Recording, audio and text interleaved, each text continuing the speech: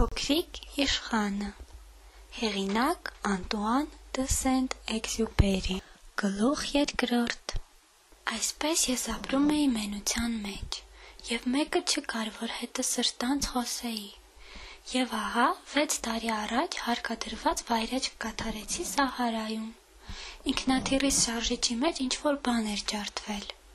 Ինձ հետ ոչ մեխանիկ կար, ոչ ուղևոր, և ես որոշեցի ինքս ամեն ինչ սարքել, չնայած դա շատ դժվար գործ էր։ Ես պետք է կամ շարժիչը կարգի գցեի, կամ զոհ գնայի։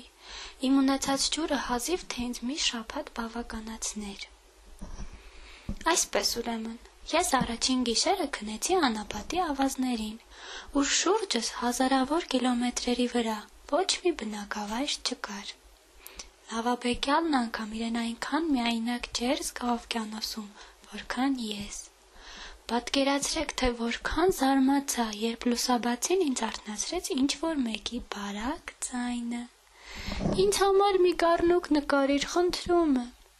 «Ի՞նչ»։ «Ինձ համար մի գառնուկ նկարիր»։ Ես այնպես վեր թռա, կարծես թե ամպրոպ էր ճայթել։ Աչքերս տրորեցի, նայեցի շուրջս և տեսա մի տարօրինակ փոքրիկ մարդուկ, որ կանգնել ու լրջորեն նայում էր ինձ։ Ահա նրա ամենալավ դիմանկարը, որ ես հետագայում կարողացա նկարել։ Բայց իմ նկարում նա այնքան լավ չի ստացվել, ինչպես իրականում կար։ Դրա համար ես չեմ մեղավորը։ Երբ 6 տարեկան էի, մեծահասակներն ինձ համոզեցին, որ ինձանից նկարիչ դուրս չի գա։ Այդ պատճառով էլ դրսի ու ներսի կողմից նկարած վիշապոցից բացի, ես ուրիշ ոչ մի բան նկարել չսովորեցի։ Եվ այսպես, ես աչքերս լայն բաց արած նայում էի այդ անսովոր երևույթին։ Չմոռանաք, որ ես մարդկային բնակավայրերից հազարավոր կիլոմետրեր հեռու էի գտնվում։ Բացի դրանից, բոլորովին էլ չէր երևում, թե այդ պստիկ տղան մոլորվել է, մահու չափ հոգնած է ու վախեցած, կամ քաղցից ու ծարավից մեռնում է։ Նրա տեսքից հնարավոր չէր ասել, թե դա ամեն տեսակի մարդկային բնակավայրերից հեռու, անմարդաբնակ անապատում մոլորված մի երեխա է։ Վերջապես ես խոսելու ընդունակությունս վերականգնեցի ու հարցրի. «Բայց ի՞նչ ես անում դու այստեղ»։ Եվ նա նորից կամացուկ ու շատ լուրջ ասաց. «Խնդրում եմ, գառնուկ նկարիր»։ Այս բոլորն այնքան խորհրդավոր էր ու անըմբռնելի, որ ես սիրտ չարեցի հրաժարվել, և որքան էլ անհեթեթ էր այդ այստեղ անապատում, ուր քաղցից ու ծարավից մեռնելու էի դատապարտված,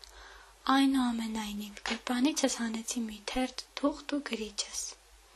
Բայց այստեղ ես հիշեցի, որ ավելի շատ աշխարհագրություն, պատմություն, թվաբանություն և ուղղագրություն եմ սովորել, և ասացի տղային նույնիսկ մի փոքր բարկացած, որ նկարել չգիտեմ։ Նա պատասխանեց. «Միևնույն է, մի գառնուկ նկարիր»։ Եվ քանի որ իմ կյանքում երբեք գառնուկ չէի նկարել, նրա համար կրկնեցի իմ իմացած հին նկարներից մեկը՝ վիշապոցը դրսի կողմից, և շատ զարմացա, երբ տղան բացականչեց. «Ոչ, ես փիղը վիշապոցի մեջ չեմ ուզում, վիշապոցը շատ վտանգավոր է, իսկ փիղը չափազանց մեծ, ինձ մոտ ամեն բան շատ փոքր է, ինձ գառնուկ է պետք, ինձ համար գառնուկ նկարիր»։ Եվ ես նկարեցի։ Նա ուշադիր նայեց իմ նկարին ու ասաց. «Չէ, այս գառնուկը շատ տկար է, մի ուրիշը նկարիր»։ Ես նկարեցի։ Իմ նոր բարեկամը մեղմ ու ներողամիտ ժպտաց. «Չէ՞ որ դու էլ ես տեսնում», ասաց նա, «որ սա գառնուկ չէ, սա մեծ խոյ է, կոտոշներ ունի»։ Ես նորից նկարեցի, բայց նա այդ նկարից էլ հրաժարվեց։ Սա էլ արդեն բառավ ոչխար է, ինձ այնպիսի մի գառնուկ է պետք, որ երկար ապրի։ Այստեղ իմ համբերությունը հատավ, չէ՞ որ ես պետք է որքան հնարավոր է շուտ կարգի գցեի շարժիչը, և ահա թե ինչ խզմզեցի, և ես ասացի տղային. «Ահա քեզ մի արկղ, մեջը մի այնպիսի գառնուկ է նստած, ինչպիսին որ դու ուզում ես»։ Որքան ես զարմացա, երբ իմ խստապահանջ դատավորը հանկարծ պայծառացավ։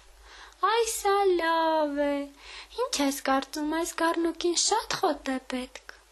Ինչու ես հարցնում։ Չէ՞ որ ինձ մոտ ամեն բան փոքր է։ Սրան կբավականացնի։ Ես քեզ շատ փոքրիկ գառնուկ եմ տալիս։ Այնքան էլ փոքր չէ, գլուխը խոնարհելով եւ նկարին նայելով ասաց նա։ Տես, քնել է։ Այսպես ես ծանոթացա փոքրիկ իշխանի հետ։